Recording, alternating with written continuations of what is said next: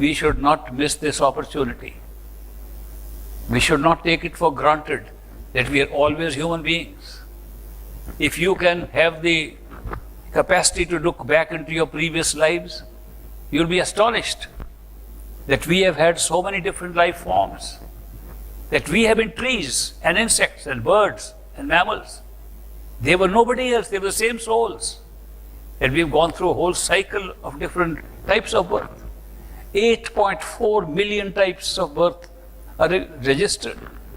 And out of 8.4 million types of birth which you can take, human being is only one. It's a rare thing. To be human is the greatest opportunity for us to get something which we can never get in any other form. You cannot even talk about Sachkhand, you cannot dream about Sachkhand if you are a tree or a bird or an animal or an angel or a god. All these are devoid of the possibility of going to a true home. The only form of life in the whole creation where you can seek and find your true home and go with a perfect living master is the human life. So it's a very great opportunity for us.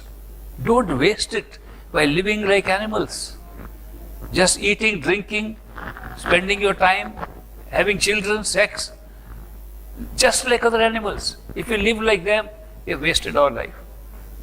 The special privilege we have of being able to seek and find the truth within ourselves. We have a limited opportunity for that, a limited window of opportunity. Let's not miss it. What is the purpose of my coming to you here and sharing these things with you? The purpose is that even though we are on the spiritual path, the distractions of this physical world, they are holding us back here. Keep us away from remaining on the track. We get initiated by perfect living masters. We have all the resources to go within and find out where our true home is. We have the resources to travel, yet we waste our time giving all our attention on external things. We try to buy things outside, run to marketplace, go with the fashions going on.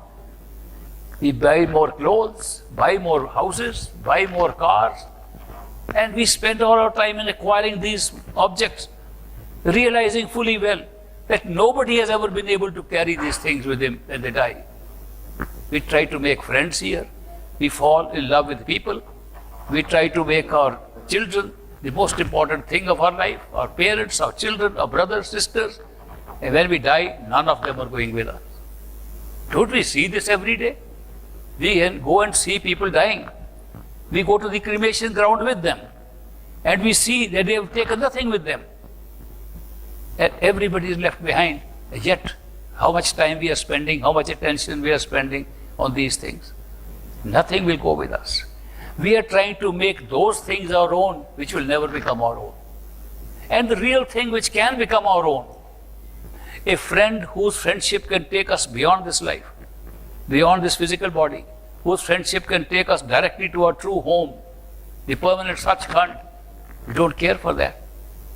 We put it on very low priority. When we have a perfect master in our life, a Sant Sadguru has entered your life, what else do you want? You found something that you wanted for so many lifetimes. You get it, and you still ignore that and give higher importance and attention to outside things. What kind of disciples are we? We call ourselves Satsangis. You know what the word Satsangi means? Who keeps the song of the truth, of Sat. Are we doing that? Is our life patterned like that? Don't you think there is a time to look back and see, have we made any use of this great opportunity given to us? Have we made use of the fact that we have found companionship and friendship in a perfect master who's talking to us from Sachkhand? Have we ever taken advantage of it? How are we wasting every moment of our life? Every breath we are wasting. And what is he giving us? He is giving us every opportunity to make this life successful, to make the inner life successful, and guaranteeing that he can take us back to our true home. My purpose of visiting here is not try to convince you about anything. You're already convinced. My purpose is to remind you that look, make this a high priority. It's the most important thing in life. There is nothing more important than this opportunity to be able to meditate, to go within and get the friendship of your master and travel together to your true home, Sachkhand. Nothing is more important.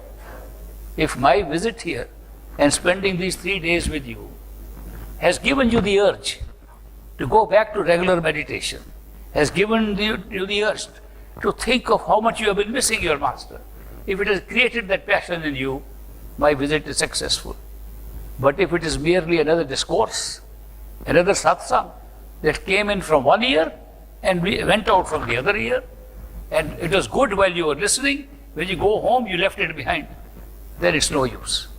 Then my coming and talking to you was of no use. So the whole idea of my visit here and sharing with you is that I have benefited from my experience with a perfect living master. Hazur Maharaj Baba Sawan Singh has altered my life, and it can alter everybody's life. It's the greatest opportunity that I'm sharing an experience, so that you don't think it is something in a story-like thing that's just made up in the air for us.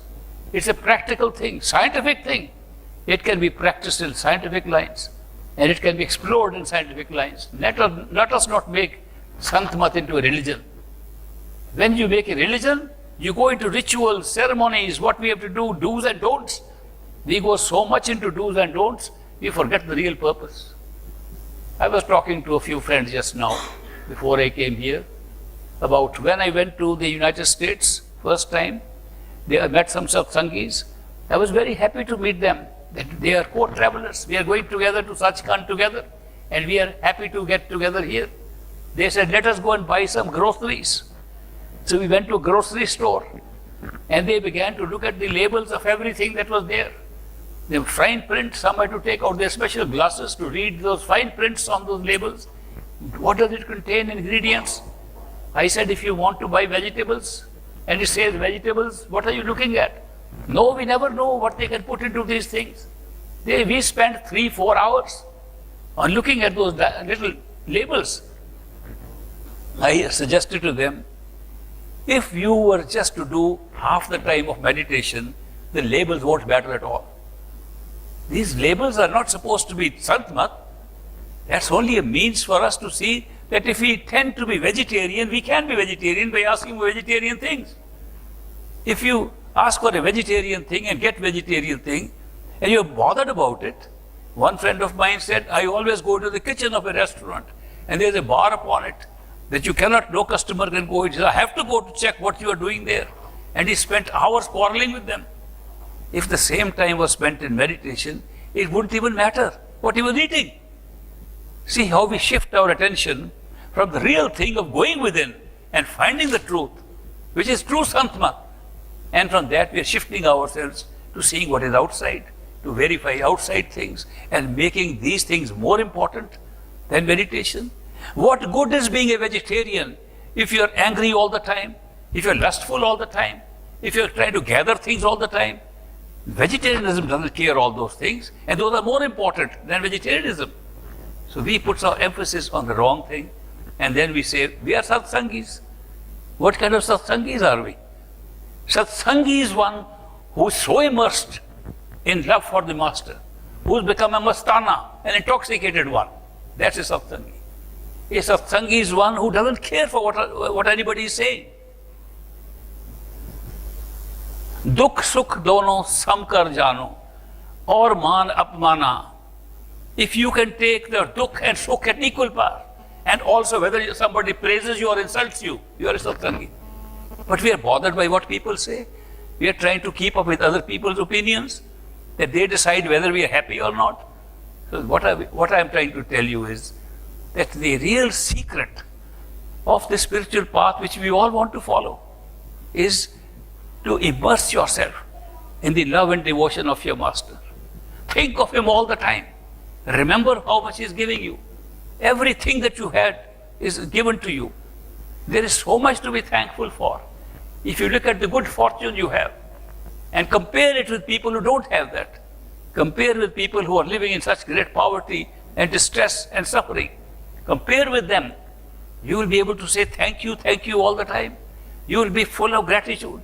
And that gratitude is worth more than collecting all these things. Then we start collecting books. That by reading books, we'll be able to get something. Reading of books has never taken anybody anywhere. I would like to be one single person in the whole world who says I got enlightened by reading books. Any number of books. Books only give us some information. And if we don't act upon those books, we are getting nothing. In the Bani it says, Padiye jete bars, padiye jete maas, padiye jete arja, padiye jete swas. You can keep on reading with every breath of yours. You can keep on reading every month. You can keep on reading every day. You can keep on reading your whole life. Nanak lekha ekal or hame chakhanchas. The thing is only one which is not in those books, and the rest is all home, ego. I have read so much. The I becomes strong by reading so much. What good is that reading? It's not the books that's going to give anything. Of course, if you want information, books are good for information, but they don't enlighten anybody. Enlightenment comes from within, where the light is, and that's where you get enlightenment. So unless we practice what we have been taught, and unless we carry out the instructions of our Guru, of our Master, we are not really taking the benefit of this great opportunity. I came here just to tickle your fancy about what you have, and to tell you this is what should be given the highest priority. And if I have succeeded, I am very happy about it. But I am very happy to see the love and devotion that you all have. I have met you individually. When I saw you coming to take prasad, I could see how much devoted you are. Maintain that momentum. Maintain that devotion. You will not be able to cross the astral plane with Simran. You will not be able to cross even the causal plane just by merely hearing the sound. You can go into the state of Parbrahm and Sachkhand only with the help of love and devotion for the perfect Master who is calling you from beyond that. It's a call from there that takes us there. So therefore, keep the big things in mind. Love and devotion for the Master, constantly thinking about Him, using meditation to develop that love and devotion, not using meditation as a mechanical thing by itself. So if you can do that, you will benefit.